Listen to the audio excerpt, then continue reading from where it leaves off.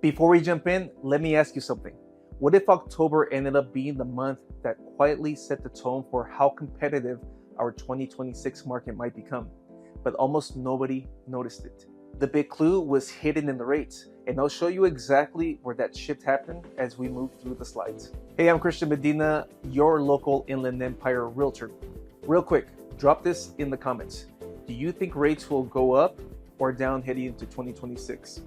I'll give you my take at the end. And if you find this helpful, hit the like button. It helps more people understand our market with real numbers instead of headlines. All right, let's break down what happened in October 2025.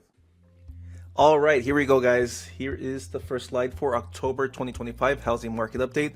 I am including Chino and Chino Hills later on the slides. So let's get to it. And here we go. So on this slide, you're looking at the full October snapshot for San Bernardino County. The median home price landed at $530,000, down slightly from September's $540,000. Days on market increased 33 days compared to 22 days last year. New listings came in at 2,209, down from 2,325 year over year. And overall inventory settled at 4.6 months, down a bit from September's 4.8 months. That tells us buyers weren't disappearing, they were just becoming more selective. All right, price movement. The headline in October was that the median price dipped to $530,000 after being at $540,000 the month before. This wasn't a crash, this was a seasonal adjustment that we normally see heading into the fall months. But here's why this matters for what's coming later in this video. Prices cooled at the same time demand quietly started heating up again. I'll show you exactly where the shift shows up later in the slide. Demand in October gave us a really interesting contrast. On one hand, homes sat longer, up to 33 days. On the other hand, pending sales actually jumped year over year from 1,399 to 1,564, which is about a 12% increase. That's not what you would expect in a slowing market, right? So the big question became, why are more buyers writing offers while homes were taking longer to sell? The answer is coming in later on the slide, and it's the biggest shift we saw all month. All right, inventory and supply. October inventory settled at about 4.6 months, still below the 6-month mark that usually signals a true buyer's market. New listings stayed lower, and the sale to list ratio held strong at about 98.1%. And what this means is that buyers had a little more time, but sellers still had leverage, and lower inventory prevented any significant price drops. This created a rare moment where both sides had opportunities depending on the strategy. All right, so the interest rate game changer. And here's the moment that explains everything. For a very brief window, literally about a week, we hit the lowest mortgage rates in over a year. You'll see some of the average rates posted here by the Wall Street Journal, Fortune, Bankrate, and Fannie Mae. But here's what most people didn't realize. The low point barely lasted. Rates dipped to around 6.17% to 6.19% between October 23rd and the 30th, hitting a 13-month low. And then almost immediately, they started to climb again. By November 6th, we were back at around 6.22%, and by November 13th, closer to 6.24%. Why did this happen? The Fed suggested future cuts weren't guaranteed, and the market reacted instantly.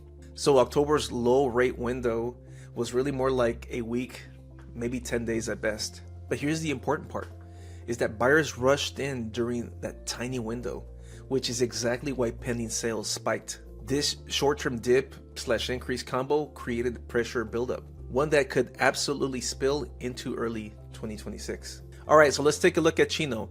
For the month of October, Chino looked pretty strong. The median price was $769,769. Days on market was 23 days. New listings, we had 72. Inventory is about 3.1 months supply right now. And sale to list price was at 97.9%.